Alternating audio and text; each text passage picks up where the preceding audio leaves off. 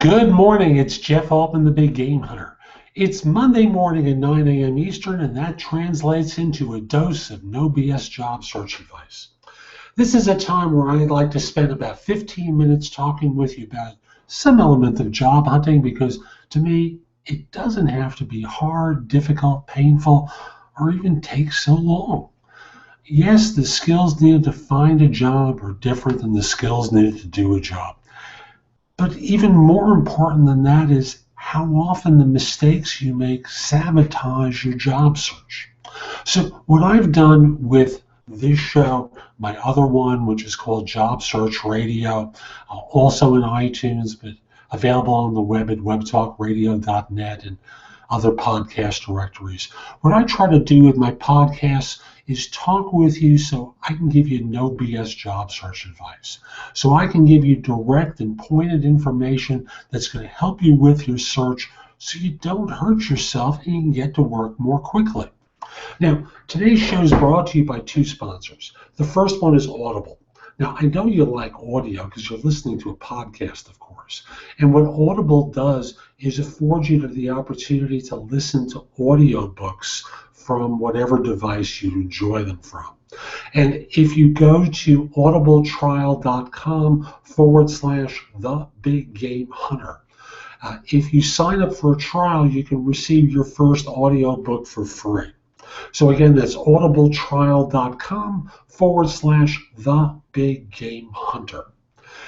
Secondly, if you are looking for a consulting assignment, full-time consulting position, temp to perm, or contract to hire opportunity, or are trying to fill one with one of your clients or with your own firm, go to consultingassignments.com. That's a site where you can find and fill those kind of positions very inexpensively. Like, you can post positions for free, but and your resume for free, but if you want to feature a job or feature a resume, it is a whopping $10 for 30 days. And if your plan is to feature more than one position, they have programs that take the cost down to pennies per month. So again, that site is consultingassignments.com. Now, today's show is really about confidential job searching. Now, with the job market having improved pretty dramatically for many kinds of skilled white-collar labor, it's not just simply the person who's out of work who's looking for a position. It's the gainfully employed person, the person who has a job and wants to improve themselves, that often is. So rather than put yourself at risk and exposing yourself by posting resumes on job boards, I thought I would talk with you about a couple of the alternatives that you need to employ more often when looking for a job while working for someone else. Now, the first thing is many job boards afford you the opportunity to post your resume, but pay for an additional upgrade which allows you to hide your name and hide your email address when posting.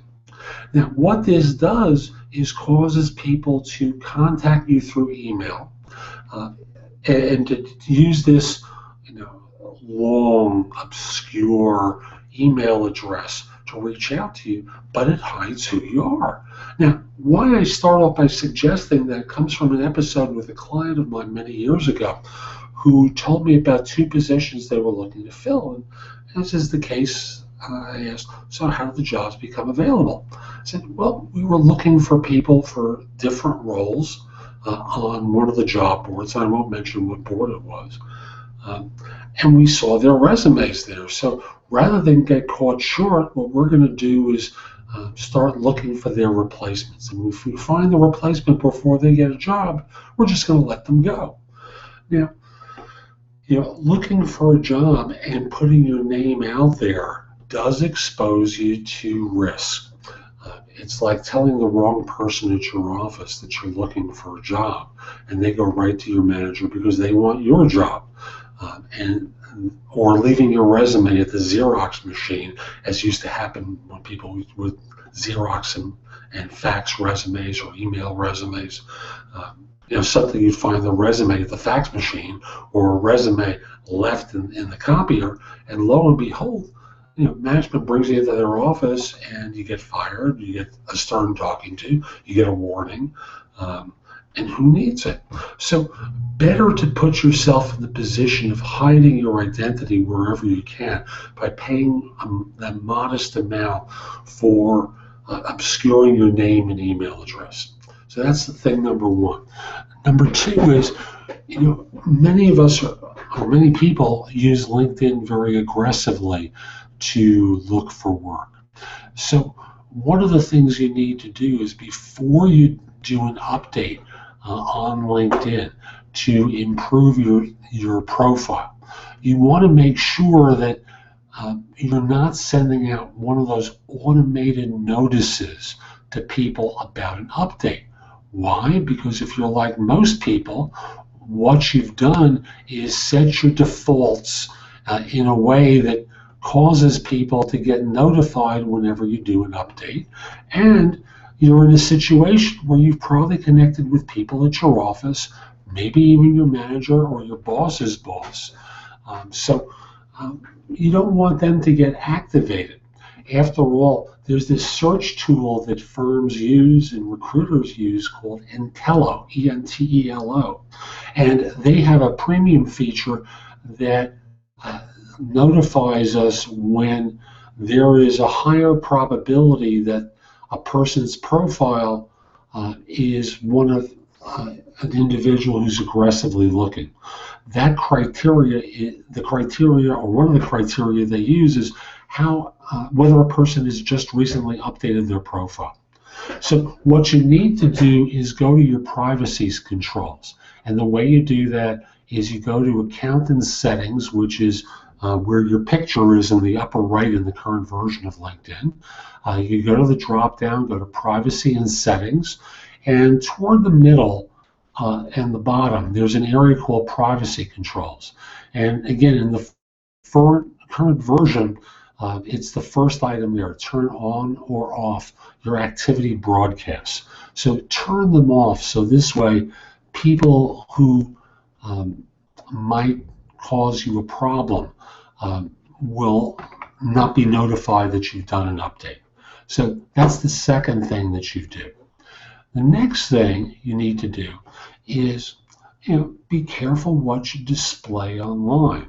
So if you join one of the online job search groups, make sure that you, shall we say, hide that badge from your LinkedIn profile. Why expose that to the light of day if that's a new group for you? It's a real easy way that management can figure out that you're looking for a job. Next thing is, don't use your company email address for your resume. Don't have people email you at the office. After all, when you stop and think about it, you don't control the servers. There are keywords that are often being looked for, and organizations often block certain domains and send them right to the admin area where management is notified that you're looking for work. So number one is, make sure you use a personal email address for all your communications. Don't have calls going to your office number, have them going to your mobile instead, so that this way you're not caught in an awkward situation where you're talking to someone at work from your desk phone, so you're kind of tied in there. And in point of fact, you need to be talking to them away from your desk. So having them call your mobile instead of your desk phone allows you to very simply say, bear with me for a second, let me just walk to a place where I have a degree of privacy. Or could you hold on one second and close a door. So it's just a lot more comfortable for you if you have them contact you by phone. Now, some will tell you to do your job search purely from home. After all, firms do have policies against employees using their equipment for personal use. So, being respectful of that, I wouldn't necessarily go to the extreme of doing it at home, but I'm not going to use the company BlackBerry. I'm not going to use the company mobile phone. I'm going to use a personal mobile for the contacts. Now, some will tell you to schedule interviews off hours. Now, that's the ideal set of circumstances, and if you can do that, that's terrific. But some firms won't comply with that. After all, from their standpoint, they're trying to be courteous to their own workers, and they don't want them around from 7 in the morning till 7 at night interviewing and doing their job. They want people to have a work-life balance, so you have to kind of manage the interviews in ways that don't conflict with your professional schedule. So, you can do the long lunch hour on occasion. You can do the phone interview at a lunch hour. So you're away from your desk and doing it on your own time and doing it on your personal mobile. Do things along those lines so that this way you're able to keep the search more clandestine. And the next thing I just want to mention is, as much as networking is important, you need to know really the person you're speaking with to know if they're an ally or an enemy. So I use that example of the person at the office who notifies your boss that you're looking, and they start monitoring your emails more aggressively for anything that confirms that, because they're looking to move up within the organization too, and they're looking for an edge or an advantage that permits them to be elevated in a hiring manager's mind. So recognize that not everyone at work is your friend. As much as you want to network, it may not be appropriate for you to network with people in your workplace. Now, the former employees, as long as they're not too close to your boss, as long as people that have already long gone or that you've worked with previously, there's no issue with. But the people who might place you at risk for getting fired or getting the stern talking to are a problem, because those are the impact that can adversely affect your references when you need them. So you don't want to put yourself in that position. One other thing, just because again it can cause a conflict, is with social media. It's one thing to tell people one-on-one that you're looking for a position. It's another thing to put it on social media because it's completely searchable. So that message that says, "Hey, anyone know about a job at?" or "I'm looking for a position. Anyone have anything that would fit my background? This is what I do." Remember, you might be connected to your boss or your boss's boss, or someone who could hurt you. So you don't want to put out messages like that. You want to do it one-on-one rather than through public broadcast. So those are a number of ways that you can keep your search confidential. And if you found that kind of information on this show helpful, come over to my website, which is thebiggamehunter.us. I've got a ton of stuff there that will help you with your job search. So by going over to the site, you can search videos I've done for YouTube, other podcasts of this show and Job Search Radio.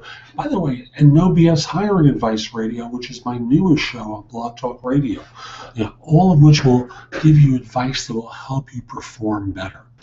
You can receive a complimentary subscription to No BS Job Search Advice Easy, which is published weekly with advice for job hunters good anywhere in the world.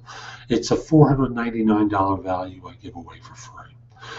You can get information about my books and guides to job hunting. As a matter of fact, I have a model that says, pay what you want for them. I appreciate if you paid something because they do have value, but pay what you want. I have recommended prices, but if you can't afford it, pay less. So you can find out about my books and guides to job hunting, other people's books and guides, tools that will help you find work, places that you can post your resume to, a whole host of stuff at thebiggamehunter.us. So go over to the website and go exploring. A few final things. First of all, if your current firm is trying to hire someone, send me an email at the address below. Let me know who to contact and whether I can mention your name. I'd love to help your firm staff positions. If we're not already connected on LinkedIn, send me a connection request. The address is linkedin.com/in/the-big-game-hunter. I accept connection requests from people worldwide, except if you're a third-party recruiter or in a country known for scams or spam, then I won't do it. Finally, if you're someone who has a question about job hunting, you're not alone. Most people do, but they make the mistake of asking the wrong people for advice. Friends, family, well-intentioned people who know probably as little as you do or a little bit more than you do. Instead, reach out to me through liveperson.com, where I'm a job search and career coaching expert. I'd be very happy to answer your questions. So this is Jeff Altman. Hope you found the show helpful. I'll be back next week with more no BS job search advice. Take care.